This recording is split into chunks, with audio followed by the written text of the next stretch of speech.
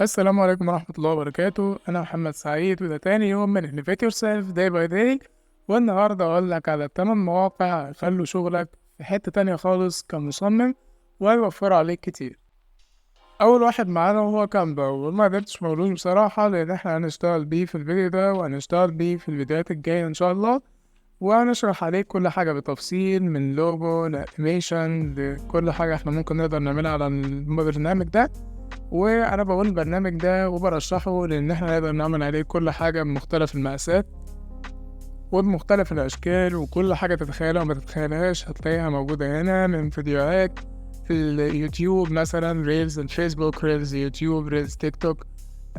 عايز تعمل مثلا ويب ديزاين هتلاقي موجود في تمبلتس برضو الويب ديزاين، هتلاقي مثلا ستور الانستجرام، ستور الفيسبوك، هتلاقي تمبلتس لأي حاجة انت ممكن تتخيلها وممكن ما تتخيلهاش كمان، وتقدر تعمل بيها فيديوهات الانيميشن اللي انا بعملها. وكمان هتلاقي فيه شوية فيتشرز كويسة بان انت ممكن تضيف عناصر او elements للتصميم بتاعك او الديزاين بتاعك. ومثلا هتلاقي برضه موك ابس عليه، وهتلاقي ايكونز برضه في السوشيال ميديا، او ايكونز لاي حاجة، في منها المدفوع في منها المجاني. وبرضه هتلاقي عليه خطوط او فونتس زي ما انت عايز تقدر تستخدمها برضه في التصميم بتاعك. هتلاقي برضه منها المدفوع وهتلاقي منها المجاني.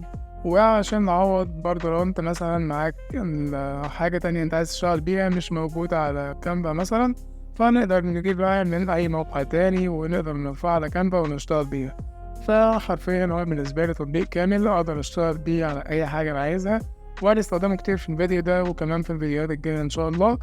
وتابع معايا لو عايز تعرف ازاي ترفع عليه الحاجات وازاي تشتغل عليه، وهنشرح كل ده بتفصيل إن شاء الله في الفيديوهات الجاية.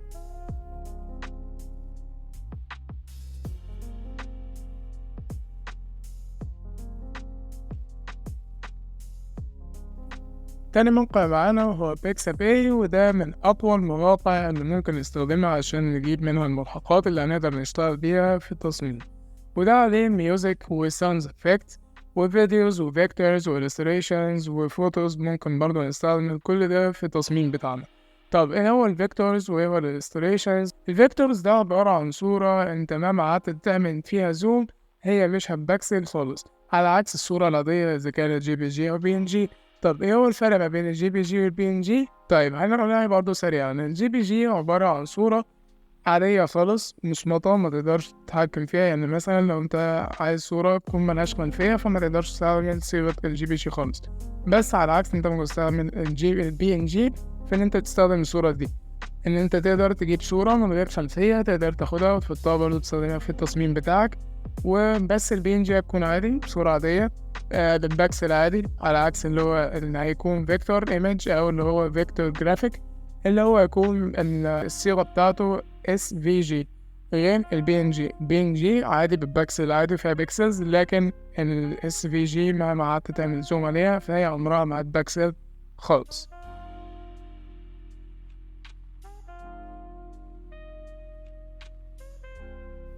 تالت ويب سايت معانا هو فريبيك، وده برضه من أقوى الويب سايتس اللي ممكن تجيب منها ملحقات، أو إن أنت تجيب منها مثلا باك جراوندز أو فوتوز أو فيكتورز أو تمبلتس أو برضه فيديوز. وده شبيه ببيكسابي بس ده عليه مدفوع وعليه برضه فري. فأول ما تخش تتعين أو تختار إن أنت عايز الفري بس، وبعد كده تكتب في السيرش الحاجة اللي أنت عايزها وهتلاقيها على طول. هيطلع لك تصميمات كويسة جدا تقدر تستخدمها، بس في حاجات انت ممكن ما تستخدمهاش في البداية، مش دغري يعني، ممكن تستخدمها طبعا بس بعد شوية تعديلات. مثلا لو قابلتك صورة جي بي جي، طب دي معناها ان احنا لسه شارحين ان الجي بي جي ده مش هيكون متاح ان يكون من غير خلفية. طب هل ده تبقى مشكلة بالنسبة لنا؟ لا طبعا، انا قايل لك في الفيديو اللي فات ان انت عندك ريموف باك جراوند ممكن تشيل بيه الخلفية دي، فتاخد الصورة وتحملها على ريموف باك جراوند هيشيل لك الخلفية، تقدر تستخدمها بعد كده في اي ويب سايت او اي برنامج تاني انت عايز تعدل عليه. طب في صيغ تانية زي ال PSD أو اللي هي ال ESP أو ال EBS وال AI وال SVG. طب ايه الصيغ دي كلها؟ الصيغ دي كلها صيغ قابلة للتعديل مع اختلاف طبعا البرنامج اللي هي ممكن تنزل عليه. يعني في منهم بينزلوا على أدوبي إلستريتور، وعلى ادوبي فوتوشوب وعلى جيمب وفي اللي بينزل على كانفا عادي جدا زي دوت اي اي او اللي هو بيكون دوت اس في جي. طبعا عندك الجي بي جي وبي ان جي والاي اي والاس في جي، كل ده بينزل عادي على كانفا. في صيغ تانية بتنزلش على كانفا زي البي اس دي والاي بي اس. الصيغ دي ما بتنزلش على كانفا، دي بتنزل على جيمب او على الستريتور او اللي هو ادوبي فوتوشوب. ودي برضو كلها صيغ قابلة للتعديل علشان تعرف تضيف الصورة دي وتعدلها، وبرضو تقدر تعدلها اونلاين من الموقع نفسه وتستخدمها بعد ما تحملها. طبعا في برضو حاجات بيقولك مثلا داونلودز. طب ايه هو الداونلودز؟ يعني ده بيكون ملف مضغوط فيه الصيغتين اللي موجودين في الموقع نفسه، سواء بقى إذا كانوا هما رافعين مثلا اي بي اس مع جي بي جي، هيكون في الصيغتين مع بعض.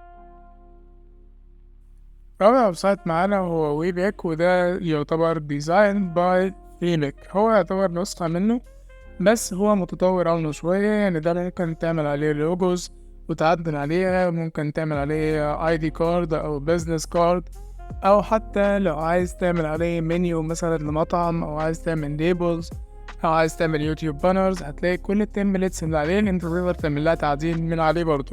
كله اونلاين، مش محتاج حد ان انت تنزلها وبعد كده تضيفها على كانفا وبعد كده تعدل. لا، انت ممكن تعدل عليها اونلاين وتعمل اللي انت عايزه بقى. تضيف لك، تضيف بياناتك او تضيف صورتك او تضيف اي حاجة انت عايزها مثلا، وتقدر تعدل عليها فري جدا. وبعد كده تنزلها بالصيغة اللي انت عايزها، سواء انت عايز الصيغة بتاعتك بي ان جي او ان هي بي ان جي بس ريموف باك جراوند، من غير ما نضيفها حتى على البرنامج اللي هو ريموف باك جراوند خالص، او اللي هو الويب سايت ده يعني. تقدر برضو ان انت تحملها في اي صيغة انت عايزها، بي دي اف او بي ان جي او جي بي جي، حسب الصيغة اللي انت محتاجها. تقدر برضو تجيب اللوجو وتعدل عليه برضو من عليه.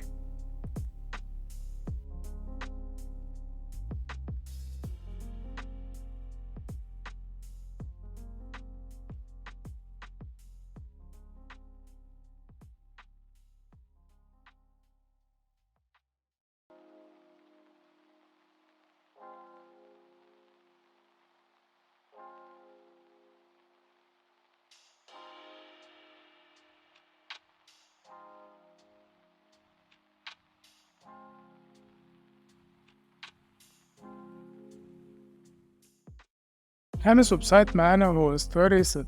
ستوري ست ده تقدر تجيب منه أي illustrations انت عايزها، وكمان تقدر تعمل لها animated، وكمان تقدر تعدل عليها في الويب سايت نفسه، وتاخدها وتعدل عليها كمان جوه البرنامج اللي هو كانفا اللي ممكن تعدل عليه خارج الويب سايت.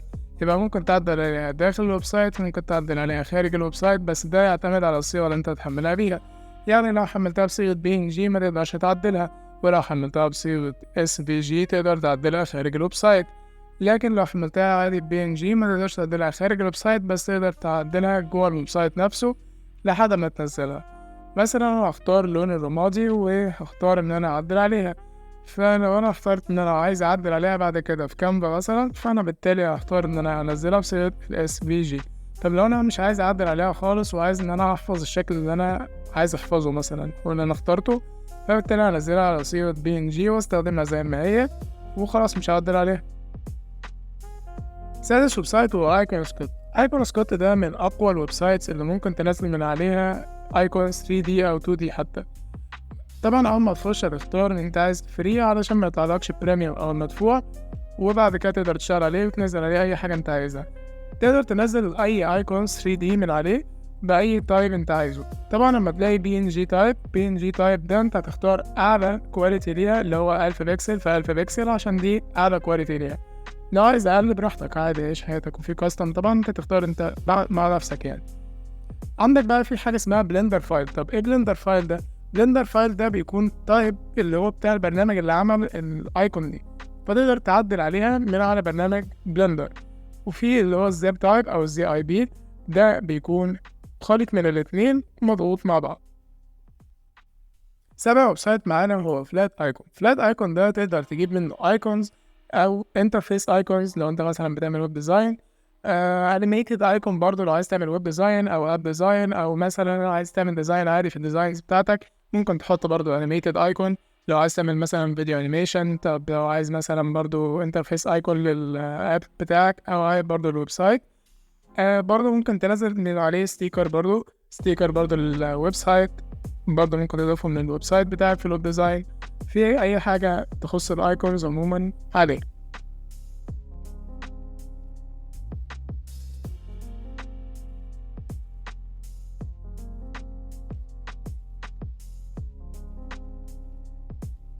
آخر ويب سايت معانا هو 3D Icons. 3D Icons هو موقع مختص ومن أقوى المواقع اللي ممكن تنزل عليها أي Icons 3D أو حتى كاركترز 3D لو أنت عايز برضه تضيفهم مثلا في الويب ديزاين بتاعك أو عايز تضيفهم في الديزاينز بتاعتك عموما. في كذا كواليتي ممكن تنزل بيها وأنت اللي تختار، بس طبعا في 3 بريميوم وفي 2 بس فري. هتنزل الكواليتي الأعلى من الفري عادي جدا 128 بكسل مثلا، وهيفيدوك برضه في الديزاينز بتاعتك زي ما انت شايف. ممكن ترفعهم على كانفا وهتلاقي كل الديزاينز دي موجودة عليه، وبرضه هتلاقي على ايكون سكوت بعض الديزاينز دي. تقدر تلاقي كل الايكونز اللي انت محتاجها وكل الكاركترز اللي انت ممكن تحتاجها برضه في الديزاينز بتاعتك، وده من اقوى المواقع اللي ممكن تلاقيها فري في الايكونز. طبعا ما تنساش تتابعنا على كل المنصات عشان يوصلك كل جديد. سلام.